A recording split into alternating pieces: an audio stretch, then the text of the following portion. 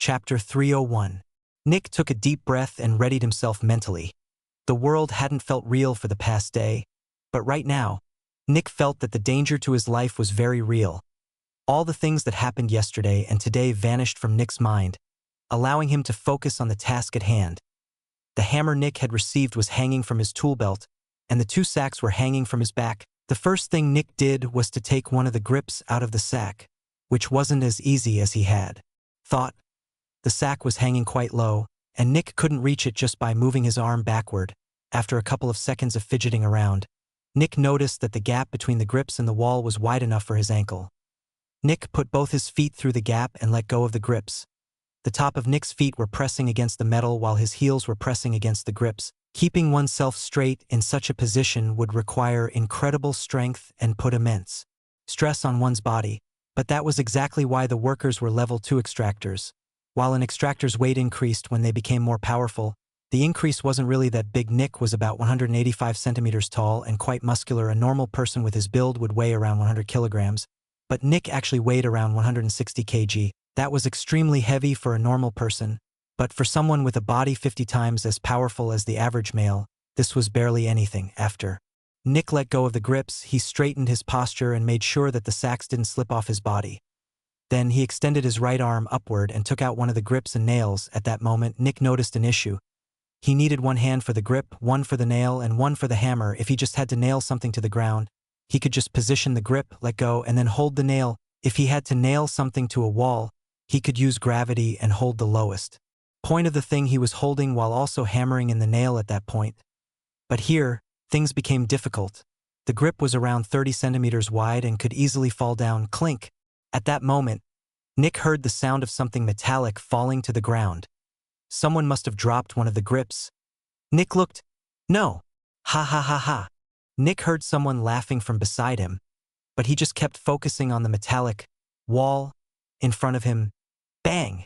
A gunshot rang through the atmosphere, and the sound of a body falling to the ground could be heard.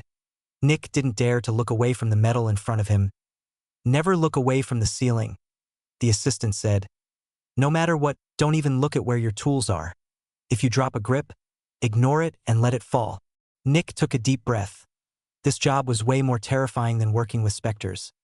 Some seconds later, Nick returned to solving the problem of how to attach the grips to the ceiling. Nick held the grip to the spot where it was supposed to go and held the nail to its corner.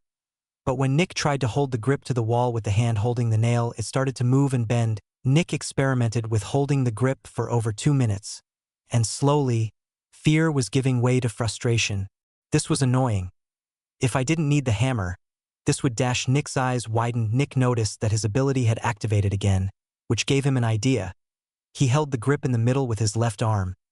Then, he held the nail on its wide back and moved it towards the hole. The loud sound of metal pushing through metal appeared, but the sound became quite a bit quieter after half a second after pushing the nail into the metal. Nick's ability deactivated again. The assistant was probably looking at Nick from below. Nick had pushed the nail into the metal. Something like this was impossible to do for normal people, but not impossible for Zephix extractors. Even though Nick's ability had deactivated, his power was still strong enough to finish pushing. In the nail, when Nick was done pushing the nail in, he noticed that the wide head wasn't perfectly aligned with the holes of the grip, which made sense since the nail hadn't been pushed into the ceiling at a 90 angle, CRRR. Nick put his thumb onto the head and bent it so that it looked like it was hammered in straight. This probably works, Nick thought. Then he grabbed another nail and did the same thing on the other end of the grip. The last 2 nails were easily pushed in. And Nick looked at the finished grip. Sir, is it okay like this? Nick shouted without looking away. Test it. Nick heard from below him. I don't care how you did it. In the end, it has to hold. Nick grabbed the hold he had just fixed to the ceiling and let go of the other holds. He was now hanging from the grip with one of his hands, his entire weight on the grip. Then, Nick slowly did some one-handed pull-ups. Looks good. The assistant said from below. Nick, fix all the others to the ceiling just like this, and you're golden. Nick nodded and returned to his normal position on the ceiling. After Nick had received his feedback from the assistant, more of the extractors started to ask the same question. Meanwhile, Nick grabbed the next grip and fixed it to the wall the same way. The second one took only about a minute, but he became progressively faster and faster. A green gleam appeared around Nick after he moved forward a bit. His barrier had activated, which could only mean one thing. Nick had reached the end of the platform and he was now entering the red world. Chapter 302. Nick took a deep breath and grabbed the next grip. He fixed that one onto the wall just like the other ones and continued moving forward. 2 minutes later, Nick's entire barrier was surrounded by red mist. Nick kept looking at the metal in front of him with a fixed gaze, but he could still see the mix of green and red in the corner of his eyes. Without asking for it, an image of how he most likely looked right now appeared in Nick's mind. He was facing an endlessly tall wall of metal while he was climbing it by creating a long ladder. The world around him was covered in red mist that seemed to blow towards the wall, and in the opposite direction an endless domain of red with eyes in it. An eye, over 10 meters wide, was looking at Nick's back. Its focus was unwavering and its gaze intense. It kept looking at Nick and looking and looking and looking, never turning away, never blinking. As Nick kept moving, the huge eye kept following him even though a world of mist was between them. The eye was very clearly visible. Ever since Nick had entered the red world, his ability had deactivated and hadn't activated again. Something was looking at him, always. The specter that Nick had freed was looking at him, usually.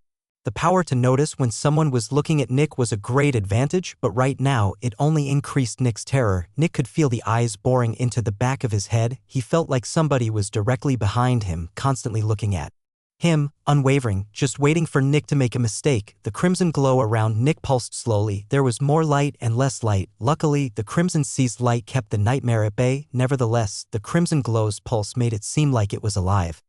Nick's breathing had already quickened and sweat was dripping down from his body. Ha ha ha ha. Nick almost turned to look to his side when he heard the laughter. Ha ha ha ha.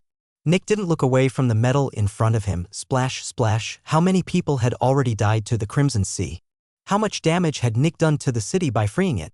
When his mind arrived at that thought, Nick immediately steered it away from it. He felt afraid. He felt afraid of thinking about yesterday. He couldn't face his actions. He just couldn't. Nick didn't move for a long while as the red mist kept engulfing him. If he faced his actions, if he did it, he couldn't. He didn't want to die. He wanted to continue living. Nick felt the familiar dark hole in his chest expanding. Everything bright and positive in Nick's life orbited the hole until it was absorbed, never to be seen again. Nick wanted to cry. He wanted to shout that he was sorry. He wanted to say that he would make it right. But he didn't. He just couldn't. The bright lights orbiting the black hole lost some of their brightness, but at the same time, the hole seemed to become less prominent. It was still there, but with fewer lights highlighting it, it didn't seem as powerful. Nick gritted his teeth before he took a deep breath. Then he took out the next ding. The grip fell out of Nick's right hand and fell away. Nick reflexively turned to no. Nick immediately pulled himself to the wall again with all of his power. Crack. Yet, while the grips were stable, they couldn't resist his full power, and he tore the grip in his left hand out of the ceiling. Nick's eyes widened as he saw the wall in front of him falling away. The crimson world was becoming brighter. Bang. Nick's right leg shot through the hole of the grip it was on and worked as an anchor. At this moment, Nick was essentially kneeling on the ceiling. He was facing the gigantic eye in the crimson world. With closed eyes, Nick had shut his eyes with all of his strength.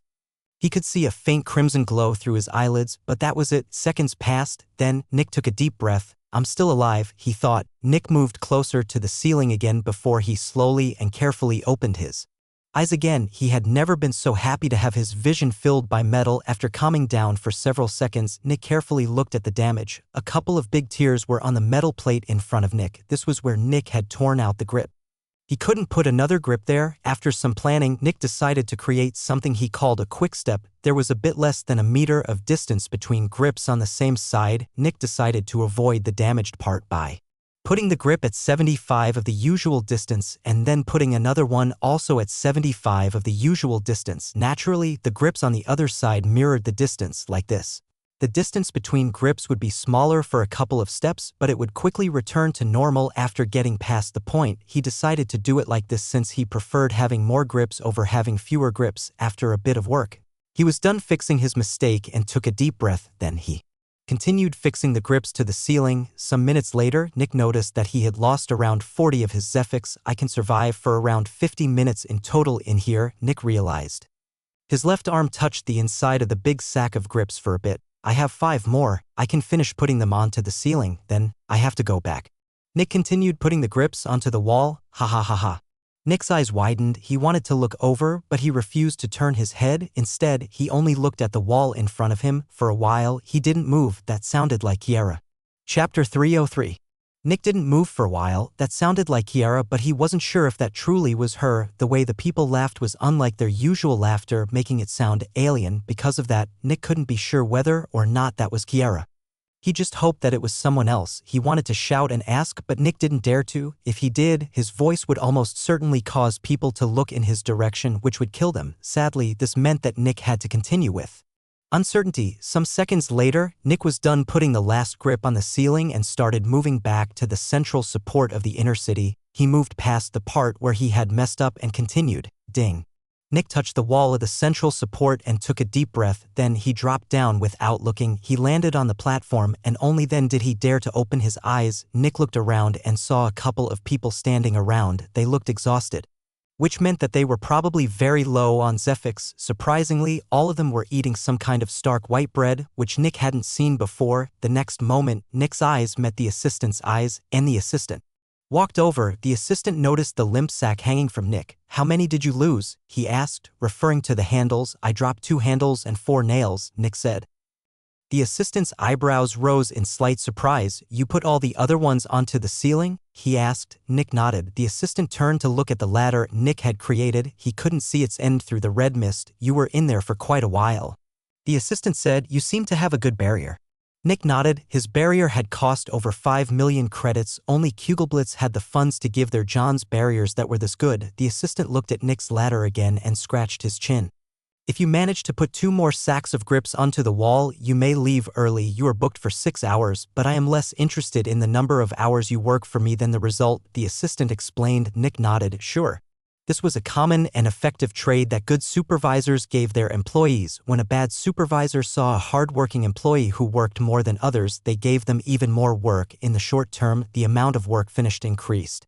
But in the long term, the hardworking employee's motivation would get destroyed and they would start doing the bare minimum at some point. Meanwhile, a good supervisor gave bargains. If you do more than the average employee, you can leave early.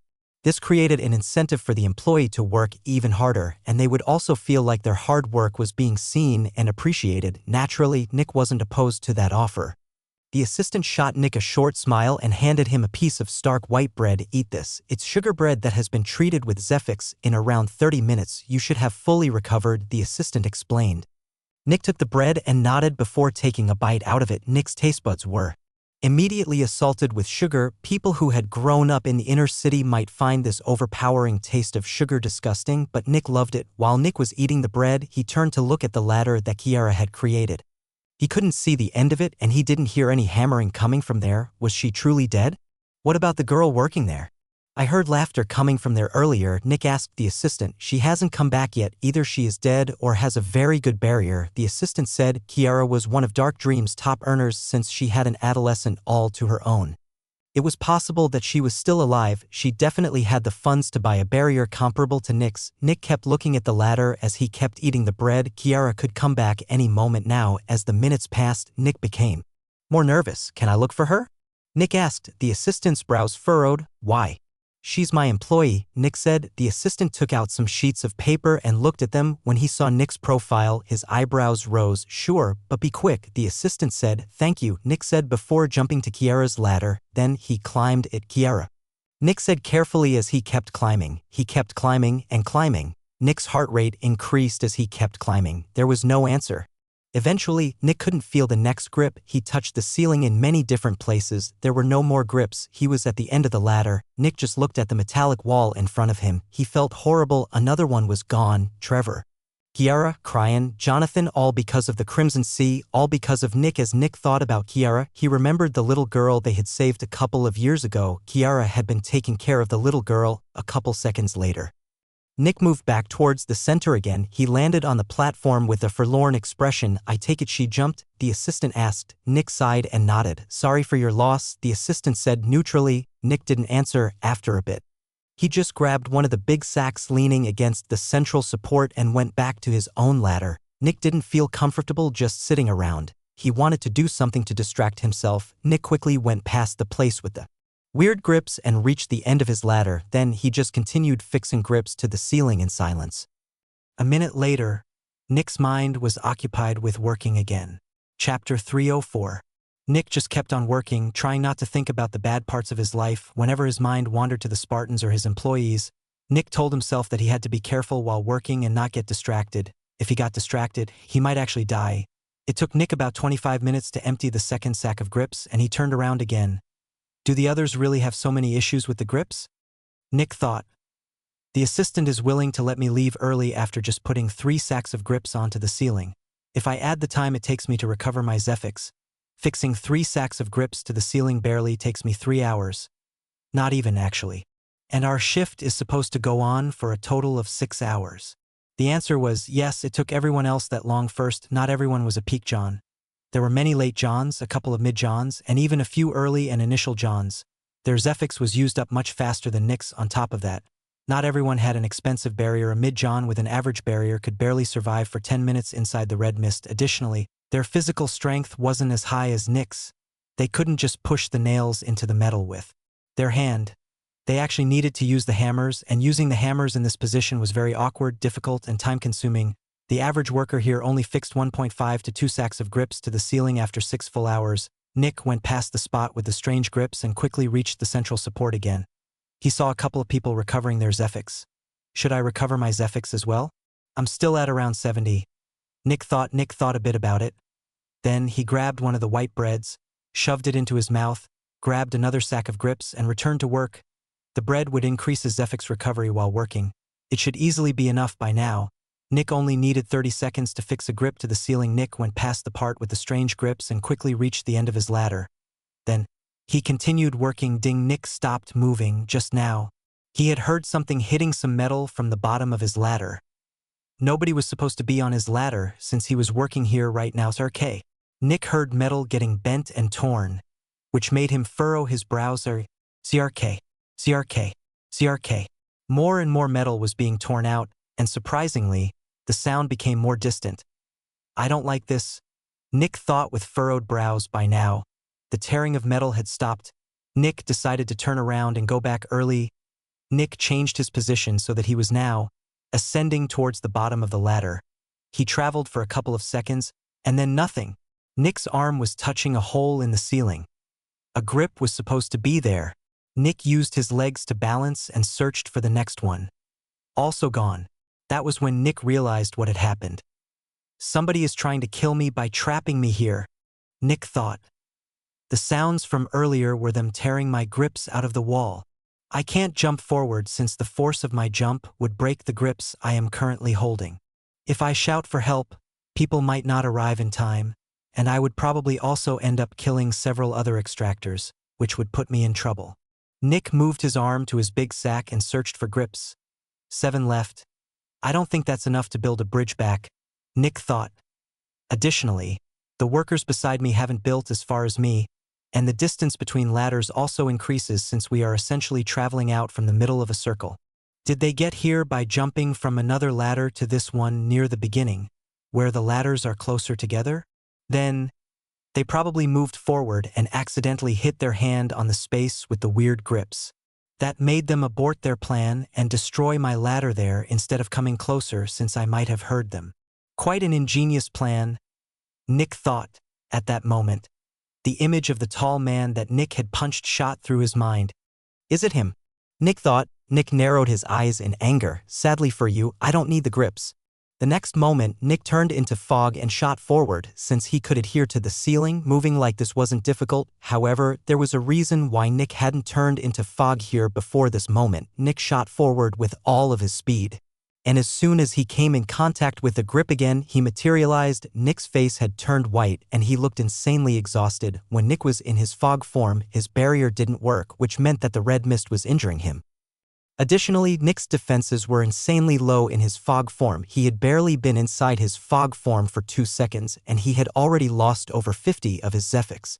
Naturally, as soon as he materialized again, his barrier reactivated. A moment later, Nick shoved his legs through the metal, giving him a very stable hold. Then he stood up and took out one of his spears. Nick's eyes were closed, but he could envision the area in front of him. Throwing a spear without vision wasn't anything new to Nick. An instant later, he threw his spear forward. Bang! Nick heard the sound of his spear hitting something hard in the distance. Ah ha ha ha ha. The next moment, a scream appeared before turning into laughter. The good thing was that no other laughter was ringing out. The people in this shift had already experienced several deaths, and they had learned not to look around. Then, Nick went back to grab the grips and walked forward. Chapter 305. Nick traveled forward a bit, and a couple of seconds later, he noticed another hole. One of the grips had been torn out of the ceiling again, but this one was different. The others were torn out straight, basically just creating 4 long crevices near the edges, making them look rather symmetrical. This one, on the other hand, was uneven. Nick touched more of the ceiling in front of him. Another grip was missing. He leaned forward and found that a third one was missing as well. Then he stretched forward to the limit and found a grip. He tested it out a bit and noted that it was still very stable. Nick let go of the grips near his feet and used the distant grip to swing him to the other side. That explains things, Nick thought with a smirk. He could imagine what had happened. The perpetrator had been walking back to the center when Nick's spear hit them. Since Nick couldn't put a lot of power into the throw, the spear couldn't destroy the barrier and was diverted to the Crimson Sea. However, the spear's kinetic force was so strong that the grips the perpetrator was holding were torn out of the ceiling. They started to fall, screamed, spun in the air, saw the Crimson Sea, laughed, and fell into the Crimson Sea. It was the voice of a man. Nick thought it was probably that tall guy from earlier. That also explained why the tall guy didn't blow up his little conflict with Nick. He didn't want to ruin Nick's life by damaging his own reputation. No, he wanted to kill Nick without damaging his own reputation, at least. That was what Nick thought had happened. Some seconds later, Nick reached the end of the ladder and dropped down. He was immediately greeted by several guards glaring at him with their guns pointing at his face. The assistant was behind the guards and also glared at Nick. "We saw someone falling from your lane. Explain," the assistant demanded. Nick wasn't surprised. The place with the funny grips was at the halfway mark of Nick's ladder, and the place from which the guy fell was near the first 20. He was probably not even 5 meters away from the platform when he fell. "They tried to kill me first," Nick said without any guilt. "I only repaid the favor." "What happened?" the assistant demanded. "I was building my ladder when I heard several noises of tearing metal," Nick said. "I turned around to check and found several grips on my ladder missing. I had no way back. I'm certain that these grips didn't just fall out randomly." "How did you manage to get back?" the assistant asked. "My ability, which I will not reveal," Nick said. The assistant looked at Nick for a while longer. "Wait here, don't let him leave," the assistant ordered. The next moment, he jumped up and quickly moved down Nick's lane. Naturally, the assistant was also a Zephix extractor. Nick just looked at the guards in front of him. Over 2 minutes passed, and then the assistant came back and landed on the platform. He looked at the guards and motioned for them to put their guns away. "The story checks out," the assistant said. "We also heard the sounds of metal you were referring to. Additionally, I found the place with the missing grips, and I also found the ladder being continued behind it. Lastly, there was no reason for anyone to be on your ladder. He probably didn't worry about coming out of your ladder since nobody pays attention to who comes from which ladder. I am comfortable with dropping this issue," the assistant said. It was not surprising that the assistant managed to reach the place where Nick had been left to die since he had gotten this job. It most likely meant that he had some kind of ability that allowed him to traverse the underside of the city without the grips. However, Nick wasn't really paying attention to the assistant right now. Nick was looking at someone with a surprised expression. Near the central support, someone was eating from a piece of white bread. It was the tall guy. "But didn't he die just now?" Nick thought in shock. "I heard a man scream, and he's the only one with a motive. But then, how can he be here?" As Nick looked at the man glanced back. Nick couldn't tell what the man was feeling or thinking. He was just glancing at Nick with a neutral expression. There was no smile, anger, sadness, or whatever. Was it one of his friends? Nick thought, was it someone else? "What is going on? Go fix your ladder." Nick was taken out of his thoughts and looked back at the assistant, who was holding out another sack of grips. "Fix the 2 big holes in your ladder, and you can go home," the assistant said. The guards had already gone back to their usual positions. Nick threw another glance at the big man, who was consuming the white bread. At that moment, the man furrowed his brows. Nick wasn't sure what the man was thinking about. "Sure," Nick said as he absent-mindedly grabbed the sack of grips. He also grabbed a new bag of nails and went back to his ladder. "Who tried to kill me?" Nick thought, "The Spartans have been my only enemies, but they have been destroyed, and I am certain that they don't know that it was me who destroyed their headquarters. It's also not some kind of powerful extractor since only Johns are working here. I also don't think it's some kind of old enmity or whatever since everyone is still busy adjusting to their new lives. It would be very strange if anyone chose this moment to get rid of me. Who was it? Who wants me dead this time?" Sadly, Nick couldn't think of anyone. The only two suspects were the tall man and the woman from the Spartans, but none of them could have been it. The tall man was still alive.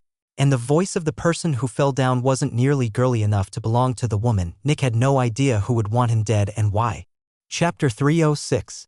While Nick was fixing the holes, he kept thinking about the person who had just tried to kill him. Right now, the ever-present black hole in his chest was covered by a red film of anger. Anger was a very good distraction from pain. After around half an hour, Nick managed to create a ladder leading around the damaged part. The metal plates where the old grips had been were just too damaged and unstable, which was why Nick had made a way around them. Finally, Nick returned to the center and told the assistant that he was done. "Let me check," the assistant said before quickly moving down Nick's lane. Around 30 seconds later, he came back and nodded at Nick. "Good work. You can leave. We'll see each other again next week," he said at that moment. Nick furrowed his brows. "Next week?" "Yes," the assistant said. "Do you think this was the only time you were working here?" "Yes," Nick said. "The order said so." The assistant also furrowed his brows. Then he held his hand out. "Show me." Nick took the order out and handed it over. The assistant read through it and his eyebrows rose in surprise. "Huh," he said. "Silence. If I had known, I wouldn't have made that offer to you," he added before sighing. "But well, we had an agreement. It's my fault for not reading through your order carefully."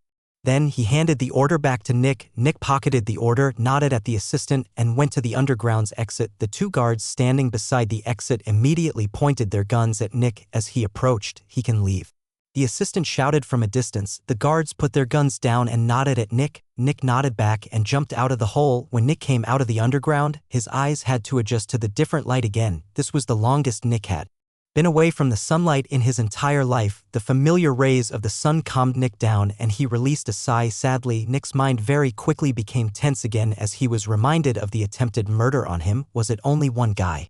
Or is a group behind this? Nick thought as he walked towards the exit of the megastructure. As Nick continued walking, he noticed that the guards kept glancing at him warily. He was quite sure that it wasn't because of him specifically, but because of his identity as a level 2 extractor. He remembered that the guards had already been quite firm when Nick had shown up for the first time. Something like this hadn't happened in the past. The guards generally seemed like relaxed protectors, but ever since the Crimson Sea appeared, the guards seemed like soldiers whose job it was to suppress the people. But it's probably only for Johns, Nick thought. All the Johns are being sent to work in an extremely dangerous location. And there have probably been instances where some of them tried to resist. They are probably wary of all level 2 extractors, fearing that they might act out. As Nick left the megastructure, he saw the guards looking at him warily. Nick didn't engage in any conversation with them. A couple minutes later, Nick arrived at the bottom of Dark Dream and looked up. The two veterans guarding Dark Dream were leaning against the wall. One of them noticed Nick and woke up the other one. "Back so early?" one of them asked. Nick nodded. "I did a good job and was allowed to leave early." The two guards looked at each other in confusion. They were supposed to be here for 6 hours. Should they stay here for a couple more hours, or could they leave? Nick could tell what they were thinking about. "You can leave," Nick said. "Thanks for keeping a lookout." The two guards shrugged, said their goodbyes, and left. Nick jumped to Dark Dream's entrance and looked through it. He could still see rubble and blood. For a while, he didn't know what to do. He wanted to relax a bit since the last 3 hours had been quite stressful. But whenever he tried to calm down, the memories returned. The fact that he was responsible for the city's current state, Trevor's face, Cryan's face, Jonathan's face, Kiara's face. Right? I need someone to work with the lover. Now, Nick thought as he tried his best to distract his mind. Carrie worked with it before. If she's still alive, she might agree to work with it. What if nobody wants to work with it? Nick asked himself. Silence. I guess that would mean that we couldn't gain any Zephyx from it. Should we sell it then? Nick shook his head. I should continue cleaning the building first. A moment later, Nick returned to cleaning the building. Within a couple of minutes, he was occupied with working again. A couple of hours passed. At around 11:30 p.m., someone appeared in front of Dark Dream's entrance. When Nick saw the person, he immediately became nervous. It was a tall young man with disheveled brown hair and eye bags below his eyes. He looked extremely tired and exhausted. "Winter," Nick said. Winter looked at Nick, and Nick could see his red eyes. "How are the specters?" Winter asked. "All good," Nick said. "The bleeding lady is stressed and needs some food soon, and the dung heap is rolling around in hunger, but there isn't much I can do about that without some food waste. Otherwise, everything's all right." Winter released a sigh and walked into Dark Dream. As he walked past Nick, he threw a glance at him. "We need to talk," Winter said as he went onto the staircase. Nick took a deep breath and walked after Winter. He had expected that this would happen. Winter knew that Nick had been inside the Spartans building yesterday, and he also knew of Nick's capabilities. Winter definitely knew that Nick was the reason why the Crimson Sea had broken out. Nick had no idea what Winter had planned. Chapter 307. Nick followed Winter up the staircase and into his office. When Winter opened the door to look into his office, he sighed. Everything was messed up. He walked forward and lifted something out of the rubble, the coffee machine. He turned it on and sighed in relief when he saw that it was mostly undamaged. For the next minute, Nick watched Winter making coffee. This was amongst the longest minutes Nick had ever experienced. Winter walked over to the place where his chair usually was out of habit, but stopped when he saw that it wasn't there. In the end, Winter gave Nick a coffee and sat down in one of the corners. Usually, Winter would never do something like this since his image was important to him, but right now he just didn't care anymore. He was just too exhausted. Winter took a deep breath, and Nick became more nervous. "No, you're not going to die," Winter said. "And no, you're not being fired." It was like a humongous pressure had vanished from Nick's heart, and his shoulders relaxed. The next moment, Nick sat down in another corner of Winter's office, exhausted. It was like Nick had lost all of his energy at that point. "We were lucky," Winter said, "for several reasons. After the Crimson Sea broke out, Father immediately came over here, asking if this was your doing," Winter said. He had heard that a black figure was responsible for this incident. Naturally, he was worried that he would be implicated. If anyone saw you using the shadow shroud, things would become extremely troublesome for him. Lucky for us, you came back before he arrived, and as soon as you put the shadow shroud back, I put it back into the briefcase. Father immediately demanded the briefcase back, and when he saw the shadow shroud inside and you sitting on a random roof, he finally relaxed. After that, he quickly left again, Winter said. "He doesn't know you're responsible for all of this." Nick released a sigh. Vernon had been the biggest danger to Nick. While Winter had a connection with Nick, Vernon didn't have one. He would have no issues throwing Nick to the people just to spare himself a bit of trouble. Additionally, Vernon was probably furious. The dregs had been the very reason why Kugelblitz could produce so much Zephyx, and now the dregs were gone. If they wanted blood in the future, a completely new system would need to be implemented, and most likely Kugelblitz wouldn't get even nearly as much blood as before. By freeing the Crimson Sea, Nick had caused immense damage to Kugelblitz's revenue, of course. While one could blame Nick for freeing the Crimson Sea, one couldn't really blame him for the extreme level of damage it had caused. No one could have predicted that something like this would happen, but that didn't matter. The people wanted someone to blame, and Nick would fit that bill. If they found out that Nick had been the one who freed the Crimson Sea, death would be certain, but only after a life worse than death. With Vernon out of the picture, only 3 people were left who knew that Nick was the responsible one: Nick, Winter, and the parasite. "What about the parasite?" Nick asked. Winter took a sip of his coffee. "At least one positive thing came out of all this," Winter said. "The parasite's rats have used the sewers as their home and way of traversing the city, but with the Crimson Sea now taking up the entire underside of the city, the rats can't traverse the city anymore. Since his rats are just minions, he needs to use Zephyx to give them the ability to resist a specter's influence. Resisting the nightmare isn't very difficult for him since it only affects mentality. But things are very different with the Crimson Sea. A bit of red mist instantly turns a rat into soup.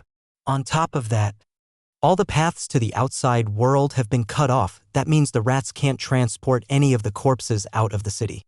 Staying in the city equates to losing Zephyx for the parasite." Winter took another sip. "No rats have been spotted since the incident. We can say with high confidence that the parasite is gone." When Nick heard that, he released a sigh of relief. The parasite might be angry at him and want something in return. If the parasite were a human, it would most likely immediately tell on Nick to take revenge, but specters weren't like that. The parasite would probably blackmail Nick and Winter for a very long time. Luckily for them, the parasite couldn't operate in the city anymore. "At least one good thing came out of this," Nick said. Winter nodded. "In fact, while things seem disastrous now, there are actually several good things about the current situation." Nick perked up and looked at Winter in surprise. "Which are?" he asked. "The parasite was a huge issue," Winter said. "Naturally, the Crimson Sea is also a huge issue, but there is a fundamental difference between the two. We can't deal with the parasite, but we can deal with the Crimson Sea." "We can?" Nick asked in shock. Winter nodded. "We've already come up with a long-term plan. First, we make the underside of the city traversable. Second, we create more support for the city. Third, we create a bridge to the outside world. And finally, we completely cover the Crimson Sea. Nick's eyebrows rose. Cover it? He asked. Winter nodded. We completely encase it in steel. If there is no way to see the Crimson Sea, and if there is no way for its mist to enter the city, it might as well not exist. Additionally, the Crimson Sea's presence is a huge deterrent to specters. As far as we know, the Crimson Sea's hypnotic powers also work on specters. This means that the specters can't use the underground of the city to hide from us anymore. We expect the number of new specters popping up in the city to be reduced by over 50. Chapter 308. When Nick heard that, his eyes widened in surprise. There would be far fewer specters. At that moment, Winter chuckled in a ridiculing tone. Of course, the manufacturers are not happy about that, he added. They all want specters, and with fewer specters appearing in the city, their growth will slow down. But what are they supposed to do? They can't get rid of the Crimson Sea that easily. I expect that we are going to see much more importance being put on the wilderness. While Winter was talking, Nick thought about what this meant for the people living in the outer city. With fewer specters, people didn't need to be as scared anymore. On top of that, the dregs were gone. Many people of the dregs hadn't been able to integrate into the outer city since nobody wanted to come into contact with them simply because they were from the dregs. Maybe the survivors would have it easier integrating into the outer city? Of course, that was only an optimistic musing. Maybe it would be even worse than before. Nevertheless, the future didn't seem as grim anymore. For just an instant, a thought appeared in Nick's mind. Did the death of around 2,000 people improve the quality of life for thousands more? Is that such a bad trade? But before Nick could think more about these things, Winter said something. Now, I need to know what happened yesterday in detail. Don't leave anything out, he said. Nick looked back at Winter and nodded. Then he told Winter everything that had happened.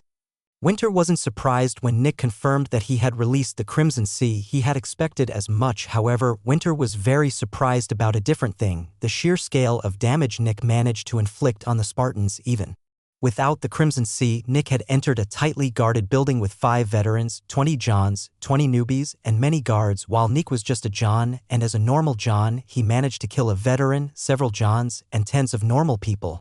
On top of that, Nick managed to free several specters without raising the alarm. This was absurd. In an open conflict, causing the enemy this much damage would require sacrificing about as many extractors as Dark Dream had in total.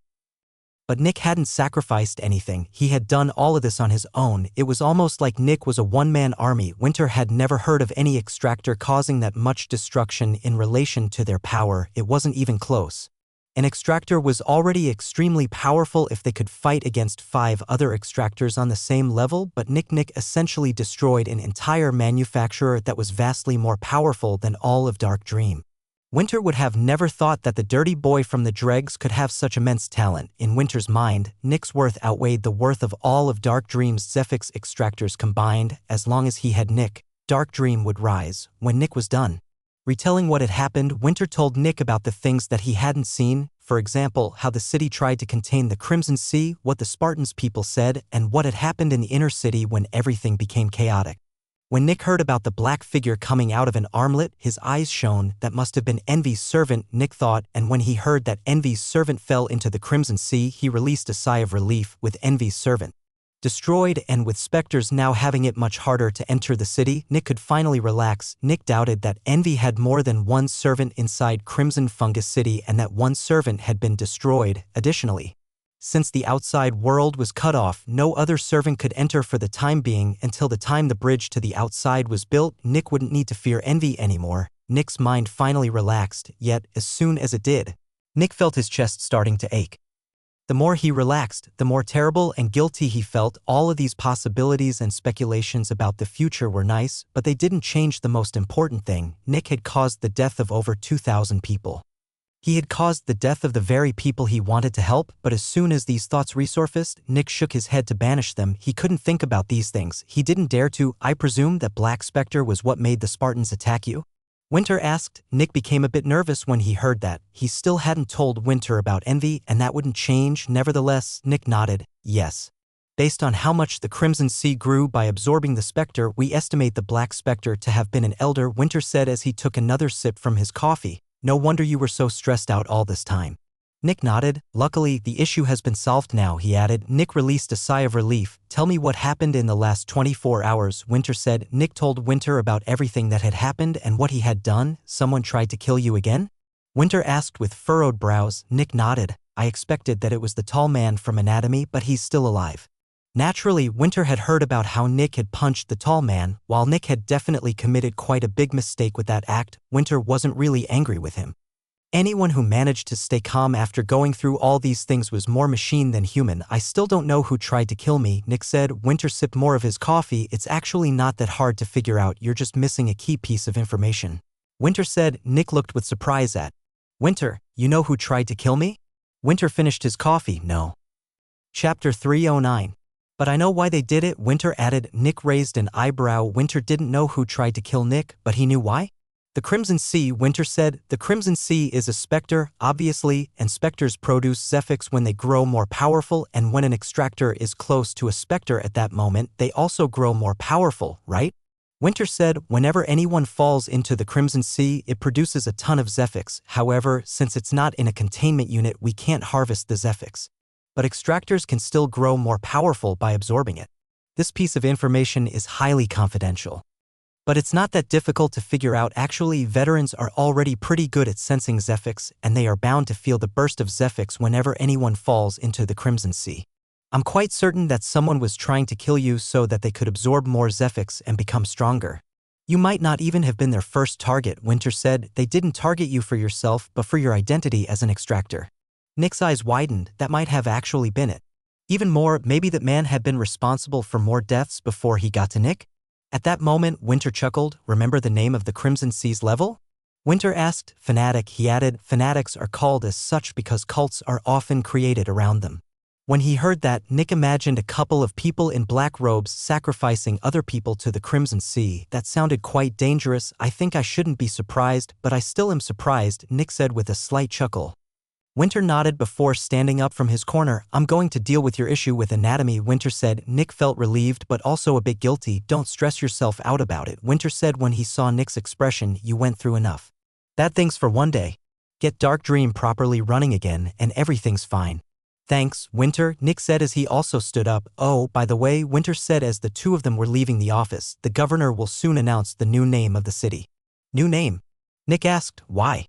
Names for cities are mostly used to create an image of the city in the minds of people who have never seen it. Usually, the strongest specter in the city is the one that has the biggest impact on a city's perception, which is why many cities are named after their strongest specters. While the Crimson Fungus is technically still the strongest specter, it is definitely not the most troublesome or the one with the biggest impact. However, the Crimson Sea also isn't strong enough to get the entire city named after it. Because of that, we decided on a hybrid name. Crimson City. Crimson City? Nick asked. A moment later, Nick thought about the city as a whole. The underground was crimson, the mist was crimson, even the big fungus was crimson. I guess it makes sense, Nick said. Winter and Nick said their goodbyes. And Winter went back into the inner city to get some well-earned sleep. Meanwhile, Nick stayed in Dark Dream and continued cleaning it. He didn't feel hungry or sleepy. He hadn't slept since the ambush on his home, which had happened over 2 days ago. Nick felt like the ambush had happened this morning. Slowly, Dark Dream was getting cleaner and cleaner. During the morning, only the 7th floor was still in chaos and a huge hill of debris had been created in front of Dark Dream. Nick had used the debris from the building to create a ramp leading up to Dark Dream's entrance. When Nick was finally done cleaning the floors, he looked at the building. It was much cleaner now, but it was still awkwardly leaning on the side of the megastructure. Good morning, boss. Nick looked over and saw one of the peak newbies arriving for work. Nick nodded. Good morning. Jenny isn't here yet. I can assign you some work if you want to earn some money. The newbie nodded. Yes, please. Are you familiar with how to work with the puppy? Nick asked. The newbie's eyes shone in excitement. Yes. Then go to the 3rd floor. I'll send someone to get you in 8 hours. The puppy is still in the same containment unit as before. Thanks, boss, the newbie said with excitement before they left to work with the puppy. Everyone wanted to work with the puppy. Working with the puppy was a lot of fun, and time passed very quickly while working with it. A couple minutes later, 3 more extractors came. They were the 3 that Dark Dream had gotten from Gemini some time ago. All 3 of them were peak newbies and were on their way to becoming initial Johns. Yet, when Nick assigned work to the 3 of them, they became terrified. The Dreamer. None of them had worked with the Dreamer before. The reason was that the Dreamer produced Zephix based on the level of the extractor, and Dark Dream used to have plenty of Johns to work with it. Sadly, that was no longer the case. Nick assured them that it wasn't dangerous. He even said that it made no sense to covertly get rid of them since they have been exemplary employees ever since that little revolution a year or so ago. The first couple of clerks had also arrived, and Nick told the clerk manning the reception to tell the extractors that he would be back to assign work soon. Then, Nick took the 3 extractors to work with the Dreamer. He simply talked to the Dreamer a bit and told the 3 of them how to work with it. Naturally, Nick wasn't scared that the Dreamer would kill them. After all, Nick and the Dreamer had had a talk about a year ago. 2 of the people from Gemini left since their shifts would start later. When Nick reached the entrance again, he saw over 5 extractors. At least we still have a couple of people left. I thought it would be worse, he thought. Chapter 310. 2 hours later, Nick finally knew how many extractors Dark Dream had in total. 1 peak John, which was him, 1 mid John, which was Jenny, 3 early Johns, who were Constance, Marvila, and Larry. The 3 of them had been the first recruits Nick had received from Ghosty's lab. 2 initial Johns, 5 peak newbies, 2 late newbies, 2 early newbies. That was it, 7 Johns and 9 newbies. Dark Dream used to have 24 extractors, but now they only had 16. Nick decided to send the 3 early Johns to work with the Fog in order to accommodate Jenny's increased workload. As the only team leader for now, Nick only assigned her to the Bleeding Lady, which barely took 15 minutes out of her day. After talking with the 2 initial Johns, Carrie agreed to work with the Lover from now on. While working with the Lover was definitely the worst job inside Dark Dream, it had many benefits. It didn't take long, it paid very well, it gave a lot of security, it made the extractor important. The last John was assigned to work with the Glasses every 4 days while also getting around with the Fog every 4 days. Obviously, that was more work than almost all other extractors did since working with these 2 specters was divided into 24-hour shifts, but that was because the last initial John specifically requested this. His name was Taryn, and he was the recruit that Nick used to test which ability the Fog gave new extractors. Taryn asked for more work for a couple of reasons, and he was very honest and direct about these reasons when talking to Nick. Taryn had lost his girlfriend when the Crimson Sea broke out, and he now aimlessly walked through life. He wanted something to do that could distract him and give him a new purpose. He even jokingly said that he used to have conflicts with his girlfriend since he wanted to work more while she didn't want him to. Taryn kept saying that he wanted to put his everything to work and that Nick should consider him for the next position as team leader. After hearing all of this, Nick felt for Taryn since Nick himself felt similarly. Wasn't he also just searching for distractions? For now, Nick decided to give him more work. Taryn had been with the company for over 2 years now, and Nick hadn't had any problems with him. Nick decided to talk to Winter and Jenny about this. The newbies were also sent to work with all the different specters. After another day, the food deliveries for the dung heap had also resumed. The delivery of corpses for the screaming coffin also resumed. The credits for the money sink had never been an issue. One day after everyone had resumed working, everything inside Dark Dream was going smoothly again. The only bad part was that Nick needed many more Johns now. Dark Dream only had 7 Johns, while they had 9 adolescents. Luckily, 2 of them were possession specters, and one of them basically counted as one. Nevertheless, Dark Dream needed more people, especially after another issue raised its head, the undercity work. Every John working for Dark Dream had to work 6 hours below the city every 2 weeks. Winter and Nick talked about the issue of lacking manpower, but in the end, they decided to speed up the growth of their people instead of buying extractors from outside. The 3 guys from Gemini should become Johns within the month, which would alleviate a lot of pressure. After talking to Jenny, they decided that she would be the sole team leader for now. They decided against making Taryn a team leader for now since they weren't certain yet if he was ready. If his motivation remained after half a year, Nick would teach him how to be a team leader and then make him one. But for now, they wanted to see if Taryn really wanted to devote himself to Dark Dream or if this was just a momentary fancy due to his girlfriend's death. Another day later, Winter told Nick that the official investigation into the Spartans had been concluded. Nobody even knew that Nick had been in the Spartans building or that Dark Dream was connected to the Crimson Sea's escape. By the way, we also found out how the Spartans originally obtained the Crimson Sea. Winter said everyone wanted to know because the entire city failed in containing it, while a couple of veterans apparently managed to do the impossible. Nick was very interested in hearing that. Turns out they never needed to suppress it. They got some info about some kind of rogue extractor that kept kidnapping and sacrificing people. One of the founders killed the extractor and found a hidden room in their houses. In there, he found a red pool and it was a late hatchling. They simply carved the pool out of the building and moved it into a containment unit. Originally, they believed it was a possession specter since it wasn't doing much and worked normally with it. But when it became an adolescent, it suddenly started expanding by quite a bit. Luckily for them, as a new adolescent, it wasn't very powerful. The 3 founders were used to suppressing wild specters and they managed to quickly move it into a free containment unit for force specters. From what we heard, they actually killed a level 2 extractor and used their body to get the Crimson Sea to move. They kind of used the body like a sponge. The John was a couple of levels higher than the Crimson Sea, and the Crimson Sea needed all its power to absorb the body. From what the witnesses said, the Crimson Sea gathered around the corpse like it was a sponge. Lastly, they just threw the body into the containment unit and the Crimson Sea was contained. Over the next couple of years, the Crimson Sea advanced to become a peak adolescent, and that's when it broke out.